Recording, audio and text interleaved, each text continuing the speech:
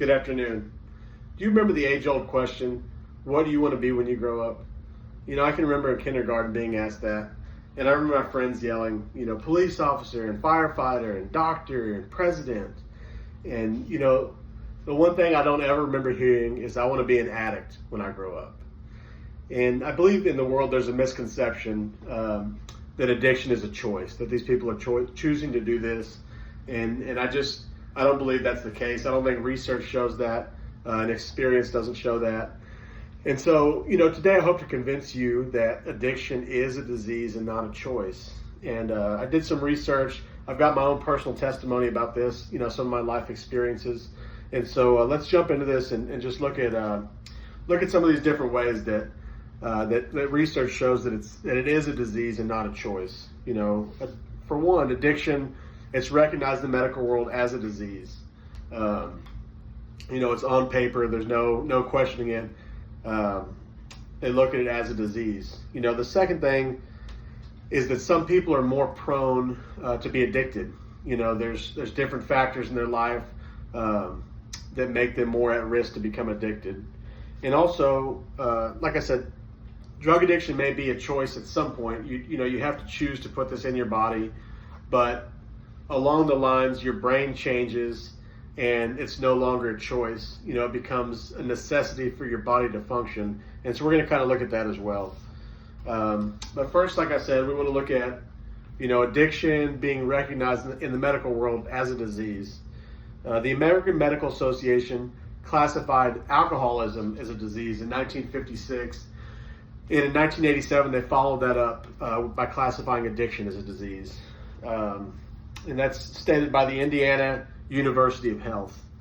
And also another organization, in 2011, the American Society of Addiction Medicine, they said that, addiction is a brain disorder. And so, I thought that was kind of interesting. In that same article by the Indiana University of Health, they state the alcohol and drug addiction, also known as substance use disorder, is a chronic disease of the brain that can happen to anybody, and it becomes uncontrollable, and, it affects, just all different areas of people's lives, whether it be work, sleep, family, you name it, it touches, every part of people's lives. And so, and like I said, they said it can happen to anybody. The second thing I want to look at is that, like I said, some people are more prone to becoming addicted to drugs and alcohol than other people. And there's a number of different factors that go into that. According to the U.S. Department of Health, there's no specific factor that's linked to addiction, but, some of the factors that make a higher risk would be genetics, environment, brain development plays a role. I saw that if addiction runs in your family, you're 60% greater risk of becoming addicted yourself. And that was through a study done by the National Institute on Drug Addiction. And so that's pretty significant. I mean, you're flipping a coin and more than half the time, these people are becoming addicted when it runs in their family. And so that's, I thought that was interesting. The U.S. Department of Health and Human Services also says that genetics makes up the highest group of risk factor, which they say that 50% of that risk comes from your genes, and the other 50% is made up of environment, brain development, learned behaviors, just different stuff like that make up the smaller percentages. Also, the research at the Neuroscience Institute indicates that people with mental illness obviously are at a higher risk. There's obviously something going on within the brain there. Some of these people, they over-medicate.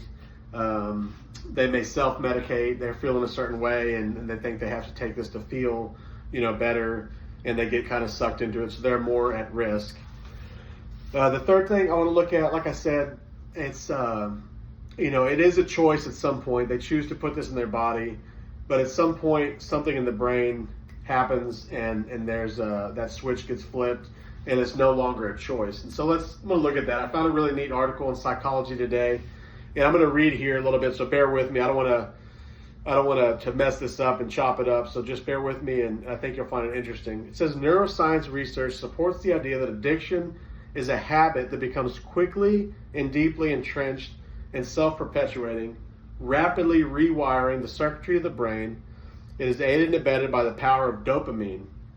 Under the unrestrained influence of dopamine, the brain becomes highly efficient in wanting the drug. And so, like I said, there's something firing different in the brain in these people after a certain amount of time, and they lose the power of choice. I also found a quote from a doctor in the Harvard Gazette. It was an article, and this Dr. Peter Greenspoon, he says, "I worked with hundreds of doctors that were addicted. I knew 2 doctors who died lonely overdoses, locked in closets at their hospitals." He also says that he knows a bunch of doctors who are homeless now, because of this. And this is professional people. This is people that have the world at their fingertips. They're smart, they're educated, they've got it all, And, they fall victim to the disease of addiction. And so I don't think these people that are so smart, I don't think they'd be choosing this lifestyle. And so there's something going on there. And I also have personal testimony for myself. July 18th, I'll have 17 years clean and sober from drugs and alcohol. And I remember all the times I swore to my mom, I'm done, I'm never doing it again, I'm not going to touch it. And I meant it with everything in me, I really did. And, not but a day, 2 days, week later, I'm right back at it, doing the same thing. And so it's, I wasn't, if I could choose, I would not make her suffer through that. I wouldn't suffer through it. And so, I hope that what I talked about today, what I showed you, you can see that these people aren't making this choice to suffer. There's more there than what meets the eye. And so I hope you can agree with me. Alcoholism addiction is a disease and not a choice. Thank you.